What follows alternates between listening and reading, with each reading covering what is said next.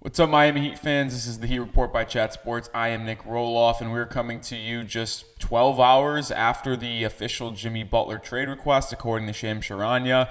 And we're going to bring you the latest Heat rumors following that trade request, what is going down. There's a lot of storylines coming out of this of when a trade could happen, what actually forced this trade request from Jimmy Butler, and we'll break it down all on today's show. But this is why you subscribe. This is why you have your notifications turned on, because whenever we drop a video, you need to be up to date, and there might be a lot of videos coming out over the next 2 or 3 weeks about this Jimmy Butler saga. So make sure you subscribe and make sure you click the notification icon and turn them on for all, not just personalized, so you never miss any piece of content we put out.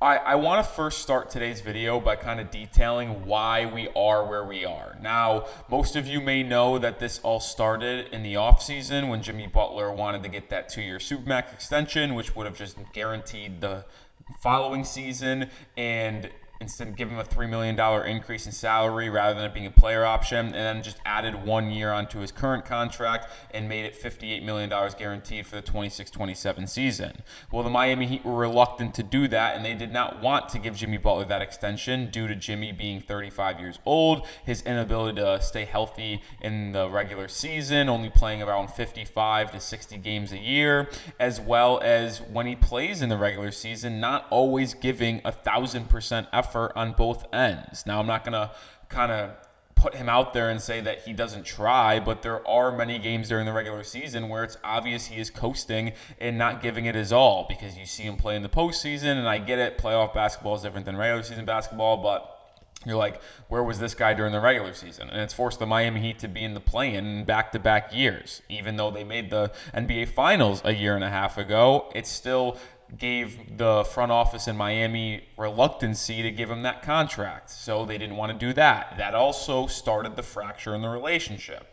And then Jimmy Butler gets called out by Pat Riley at the end of the season press conference when he was asked about what people should do, and they were talking about get healthy, stay healthy. We believe in this core if they can just play together on the court consistently. And then when asked about Jimmy Butler saying that the Knicks or Celtics would be at home if he played rather than being injured like he was in the play against the 76ers, he said, Pat Riley, that he should just shut up unless he's on the basketball court. Well, as you can expect, Jimmy Butler did not like that remark from Pat Riley, and that started the true fracture in the relationship between the non-extension and that comment from Riley. That's what started the discontent between Jimmy and the front office. And then we fast forward here, everything that we've seen cross happen this season, Jimmy Butler not happy, but it's not like he's not happy at all on the court, right?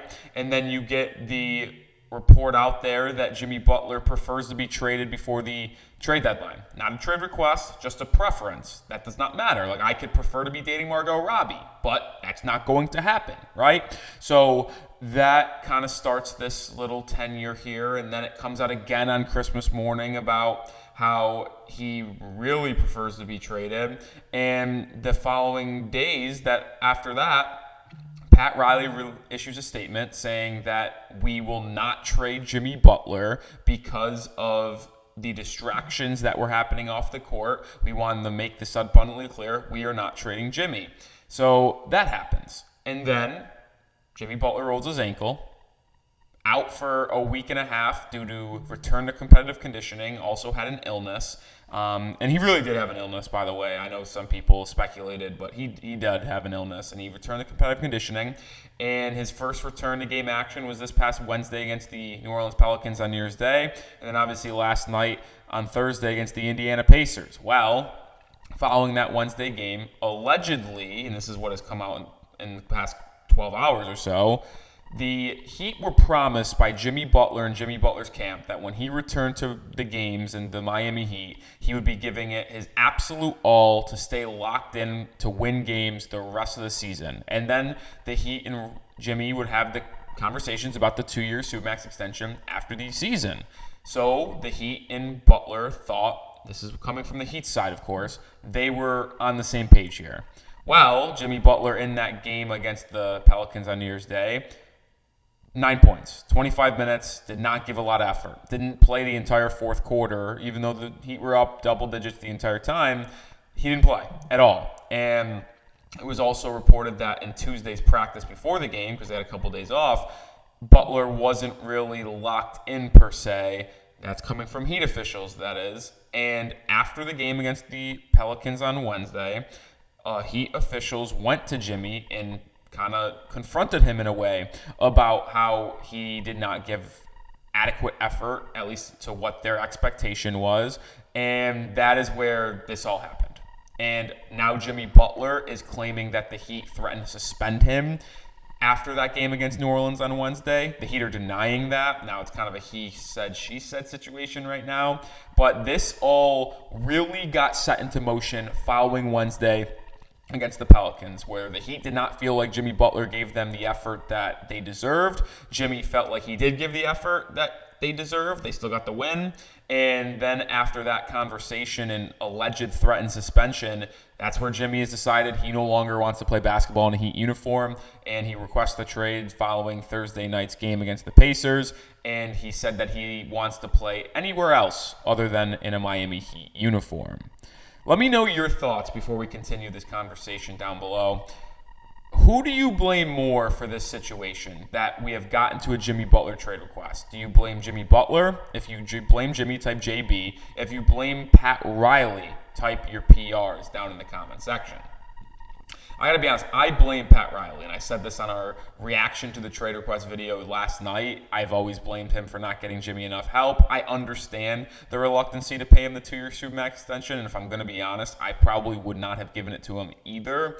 And I know I said in the offseason I probably would based off the last 5 years, but looking at it from the Heat's lens, I understand why they didn't, because it's a lot of money to commit to a 36 and 37-year-old who doesn't really give you 65-plus games in the regular season at a high level. So I understand where Miami is coming from in that regard. But I also can look back and say, well, if Pat Riley made swings, made good deals, and and try to make trades during the first 5 years of Jimmy's tenure, maybe we have a ring right now, because the Heat were in the finals twice, the Eastern Conference Finals another time. Maybe they could have got out and got another star and adequate help around Jimmy Butler and Bam to win a title. But that's neither here nor there. I do want to transition the conversation on the second half of today's show about what the Heat end up doing with Jimmy Butler. I think there could be a legit report come out in the next 24 hours that the Heat send Jimmy Butler away from the team to keep him away from the squad and not distract anyone. It's going to be a distraction regardless, but if he's not playing and he's not getting asked questions consistently on a daily basis and the rest of the team isn't getting questioned about Jimmy, with Jimmy being there, I think that would be beneficial to this Heat team. So I wouldn't be shocked if the Heat sent Jimmy Butler away before the Saturday game against the Utah Jazz. Or maybe it comes after the game against Utah on Saturday, because the Heat are going on a 2-week West Coast road trip starting Monday against the Sacramento Kings. Maybe he does not accompany them on that trip. So I think that could be something that happens in the next 24 to 48 hours. But a lot of people are wondering when a Jimmy Butler trade is inevitably going to happen, because it is going to happen. The question is it going to be before the NBA trade deadline on February 6th, or will the Heat be petty and take this into the offseason? Because they can. Remember, Jimmy Butler has a player option, and if Jimmy's really adamant about not playing on the Heat anymore, then he will likely opt out and sign with someone else on a cheaper deal like DeMar DeRozan, or he'll try to get that 2-year Supermax, which he wants from the Miami Heat. And if they take it to the offseason, they could have $50 million coming off their books as an expiring. They're not going to get below the salary cap. They'll be below the first apron, but not the salary cap, which means they can't sign a Supermax guy at this time, but they would have a lot of financial flexibility in this offseason. Barry Jackson of the Miami Herald has speculated that if they don't get a good trade offer before the February 6th deadline, they could very well do that, because they know they can either do a sign-and-trade with Jimmy in the offseason, he opts in, or they trade him for a better package, or they get that financial flexibility.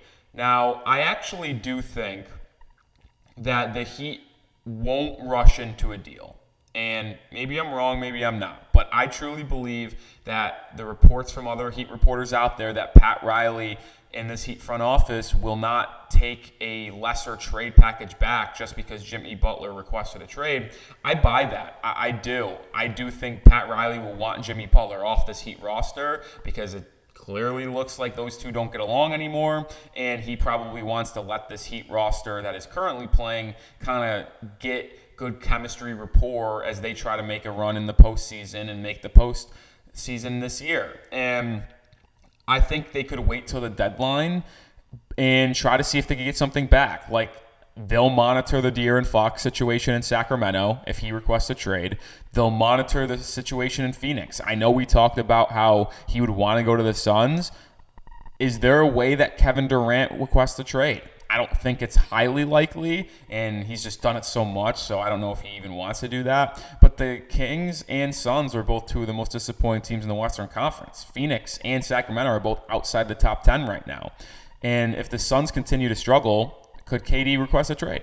And if he does, maybe the Suns and Heat are just like, you know what? Let's just do a KD and Jimmy Butler swap. Like, we get new blood, we get new basketball chemistry, we get new play styles in Phoenix to try to switch it up. It's also an expiring contract where Phoenix might really enjoy having that flexibility, and the Heat get a player equal or better to Jimmy Butler back on this roster to complement Bam Adebayo and Tyler Hero. It's a far-fetched scenario, but it's one that's been thrown out there that if KD requested a trade, the Heat would probably trade Jimmy Butler for KD without hesitation. I don't know if the Heat would have to add anything to that. Maybe a pair of second-round picks in Jimmy Butler for KD. I'm not sure. Both are plus 35 years old, expensive players that have not been able to stay on the court consistently over the past 4 seasons, but it's something that I would strongly consider. Now, I still truly believe that the most likely situation is a package with the Golden State Warriors because they could offer Kuminga and Podziemski, who's really struggled this year but had a good rookie year like Jaime Jaquez Jr., plus salary filler like Kevon Looney or Andrew Wiggins and 1 or 2 first-round picks. And they probably need to get Steph Curry help, and a Steph Curry-Jimmy Butler duo I think would be a lot of fun. Would it be the best in the NBA? No, but I think it would be fun. So that's something that I will continue to pound my hand on the table for as the most likely trade destination if he gets dealt before the February 6th trade deadline. If he doesn't get traded before the deadline and the Heat just keep him away from the team until the offseason, well, that opens up loads of possibilities in the offseason, right? Where you can have that financial flexibility, you can have a trade package and a sign and trade. Or he just leaves in free agency. So there's a lot of different things at play here, but that's kind of where things stand right now. I wanted to recap all the rumors coming out over the past 12 hours, kind of talk about what the Heat may do before that February 6th trade deadline or not before the deadline, and they wait until the offseason, or the players that they might be looking to get a equal package back, like a De'Aaron Fox, which I don't think the Kings would want to do that, but it would have to be a 3-team trade. But if Fox requests a trade, Miami would be all in on that. I think that's widely expected. And the KD thing, which I don't think will happen once again, but it's another hypothetical scenario out there if Phoenix continues to struggle. That'll do it for this episode of the Heat Report. Make sure you subscribe. Make sure you follow me on Twitter. So talking Heat basketball every day over there, and if anything happens, we'll let you know on Twitter first and then come on here and make a video. So follow me on Twitter at Nic_Rohloff, but also make sure you're subscribed.